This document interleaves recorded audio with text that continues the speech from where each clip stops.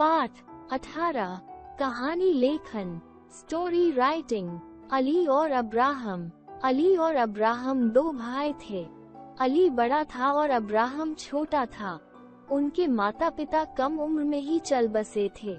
उनके माता पिता उन दोनों भाइयों के लिए एक गाय छोड़ गए थे।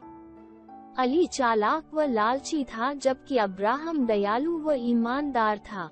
अब्राहम अपने बड़े भाई अली पर विश्वास करता था। वे दोनों गाय का बंटवारा करना चाहते थे। अली ने कहा, मैं आधा गाय का बंटवारा पूरी ईमानदारी से करूंगा। अब्राहम, तुम गाय का आगे का आधा हिस्सा लो और मैं पीछे का आधा हिस्सा ले लेता हूँ। दोनों में से प्रत्येक केवल अपने हिस्से का लाभ उठाएगा। अब्राहम गाय को हरी भरी घास खिलाता और साफ शुद्ध पानी पिलाता था।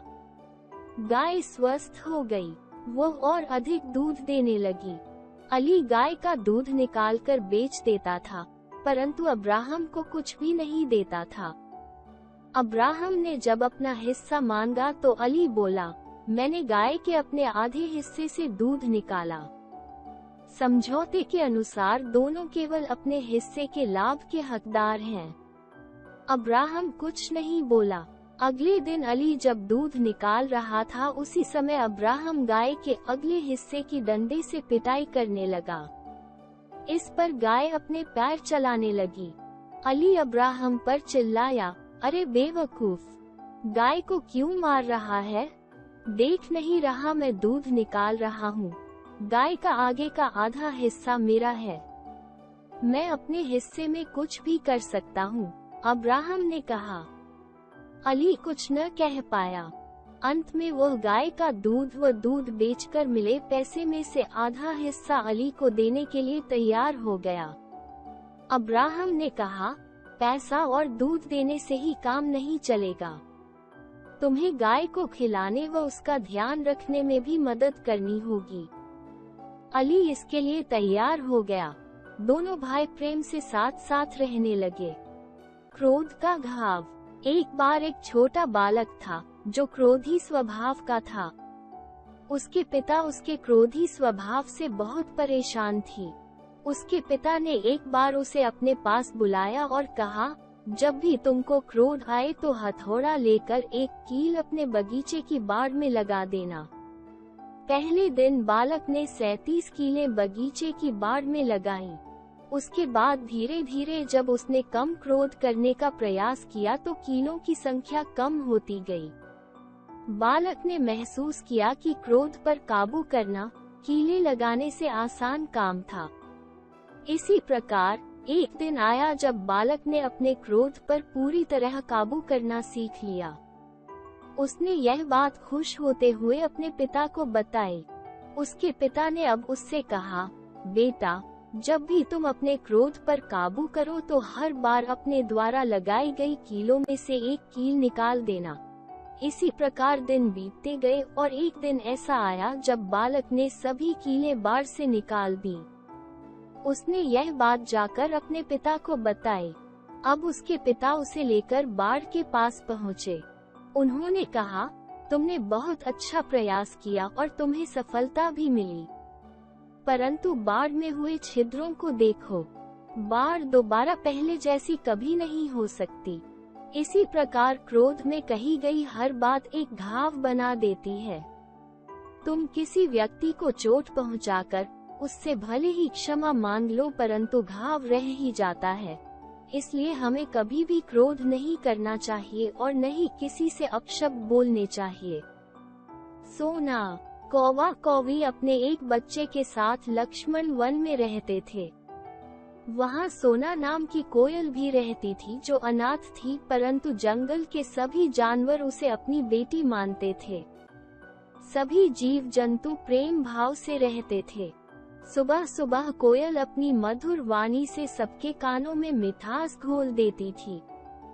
सभी जानवर सोना पर जान छिड़कते थे। अत्यधिक लाड़ प्यार ने उसे उद्दंडी व घमंडी बना दिया था। उसे अपनी आवाज पर घमंड हो गया था और उसका ये घमंड दिन प्रतिदिन बढ़ता जा रहा था।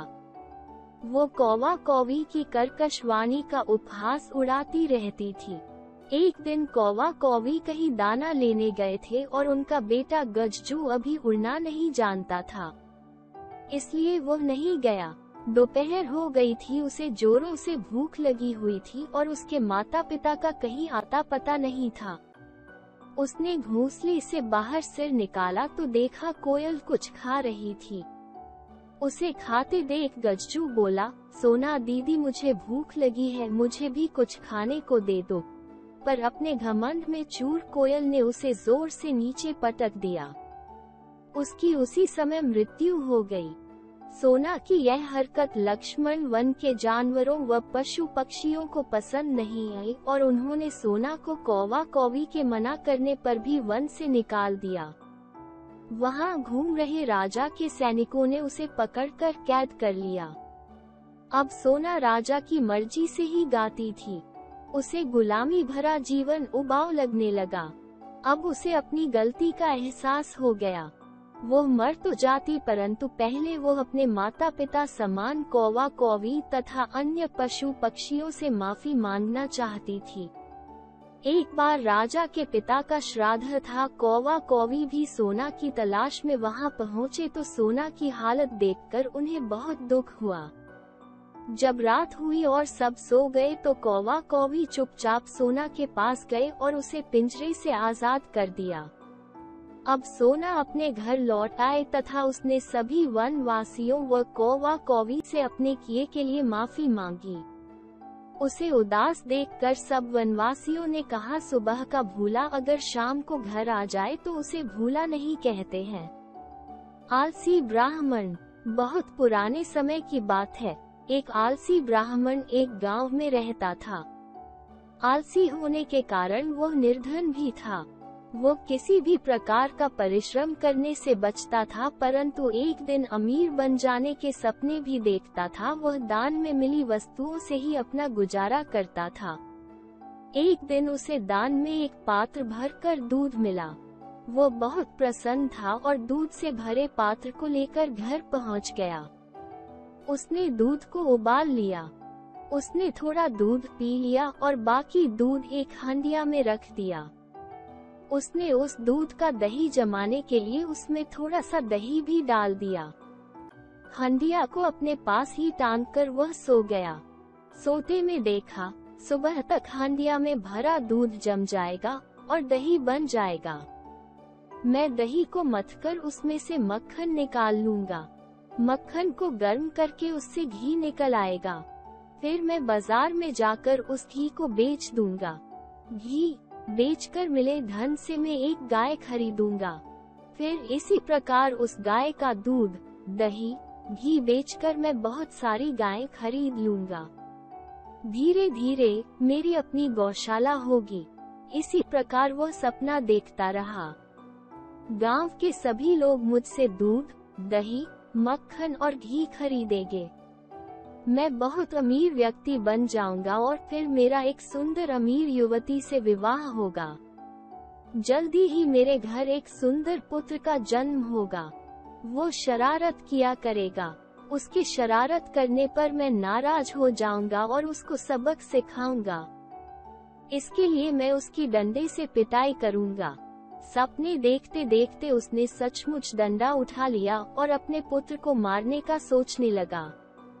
उसने सपने में पुत्र को मारने के लिए डंडा चलाया। वो डंडा दूध से भरी हंडिया में लगा। हंडिया टूट गई और साथ ही उसका सपना भी टूट गया। सपना टूटने पर उसने देखा कि वो दूध से भी हाथ धो बैठा। परिश्रम का अन्य कोई विकल्प नहीं है। बिना परिश्रम के सपने सच नहीं हो सकते।